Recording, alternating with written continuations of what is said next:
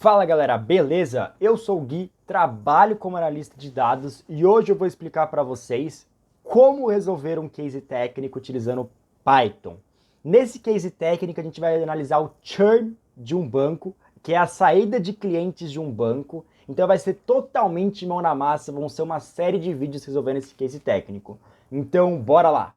Bora entender um pouco mais sobre as etapas por trás da análise em Python. No caso, são 4 etapas. São a Data Describe, que a gente vai descrever nossos dados. Feature Engineering, que a gente vai entender a engenharia por trás das variáveis. A gente vai criar as hipóteses nessa etapa. Depois a gente vai filtrar as variáveis. E a última etapa, a gente vai fazer uma exploração de dados, analisando todas essas hipóteses que a gente criou na etapa 2.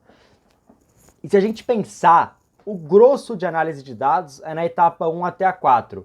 Depois disso, parte para uma análise de mais de machine learning.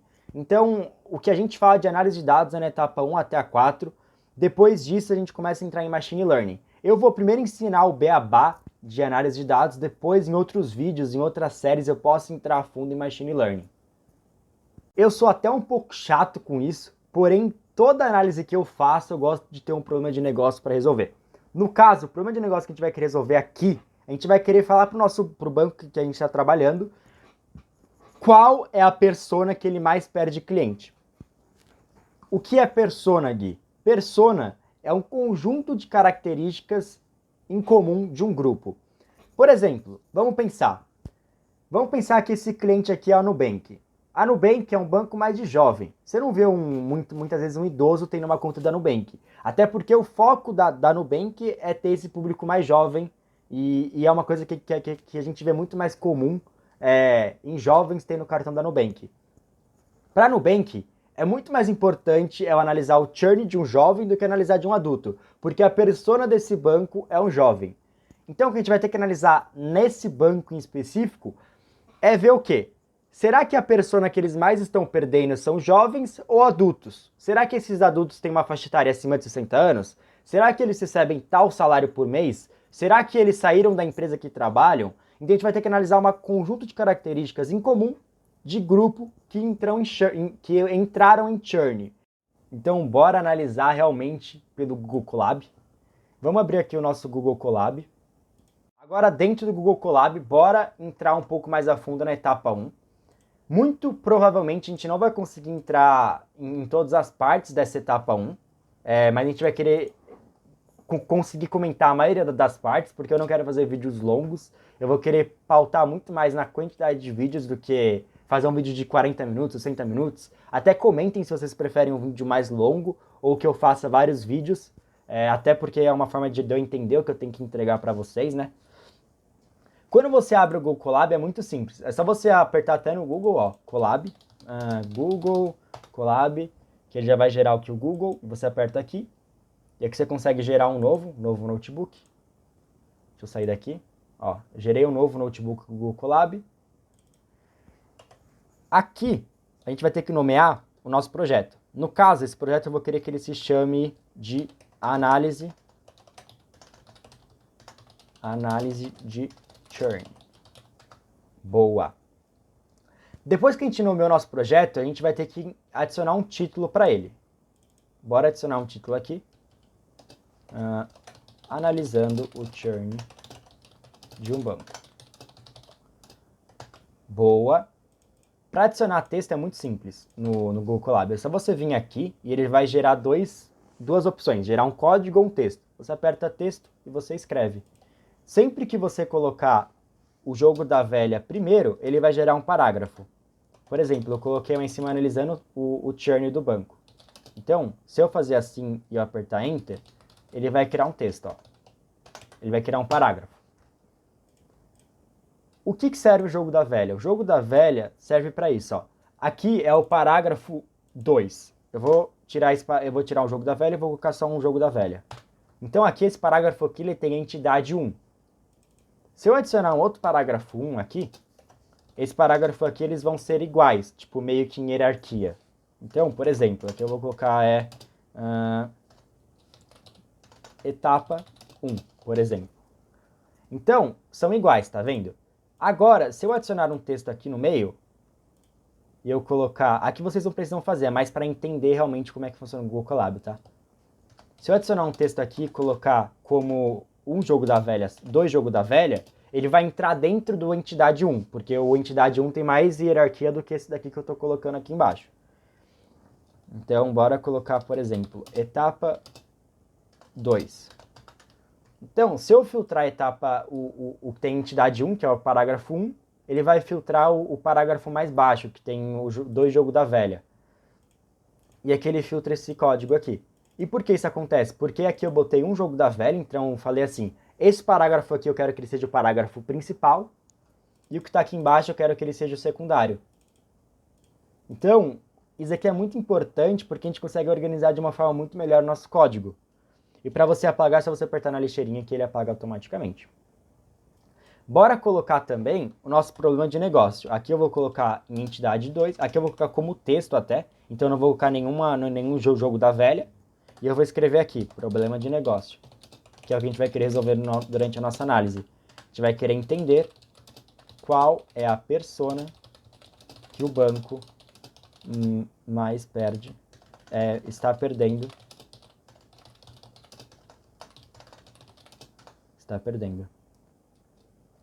como seu cliente. A gente pode colocar até aqui, ó, persona.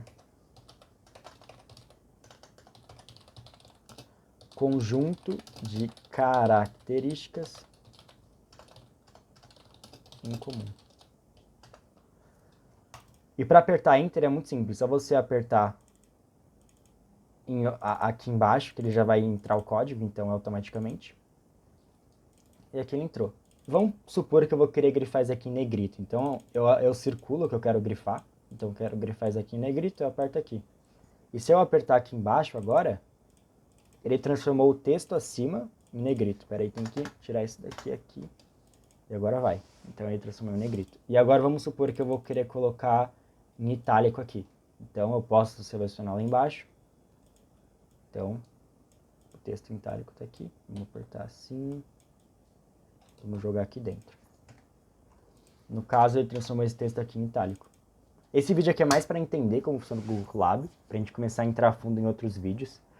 Bora começar ainda nesse vídeo, importar nossas bibliotecas e importar o data frame, porque eu acho bem importante a gente pelo menos entender isso daqui nesse vídeo. Para importar nossa biblioteca é muito simples. Vamos gerar uma linha de código. Então, código. Vou gerar já um texto aqui em cima, porque aqui vai ser etapa 1, importações da biblioteca, de bibliotecas, e bora importar todas. Ó, a primeira biblioteca que a gente vai utilizar se chama Pandas. A Pandas a gente consegue analisar arquivos CSV e Excel dentro do Python, então é uma biblioteca super importante.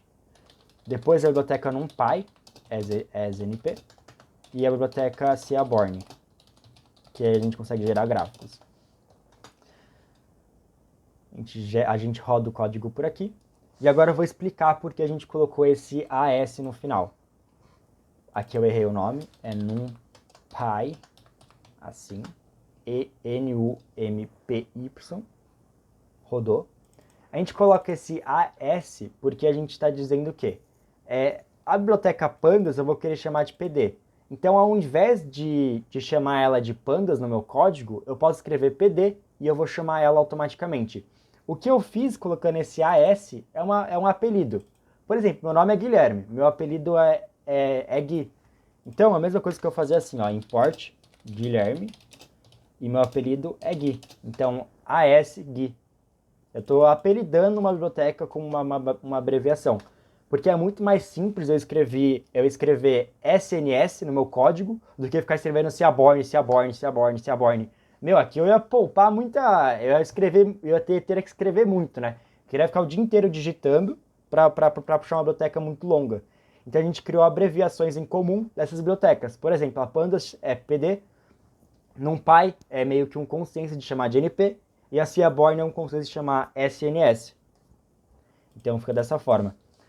Bora agora importar o nosso arquivo. Então, para importar o nosso arquivo, eu vou gerar um texto aqui em cima de novo. Eu vou colocar dois jogos da velha, porque eu vou querer que ele tenha uma categoria 2. E eu vou colocar como 1.2, exportando, não, importando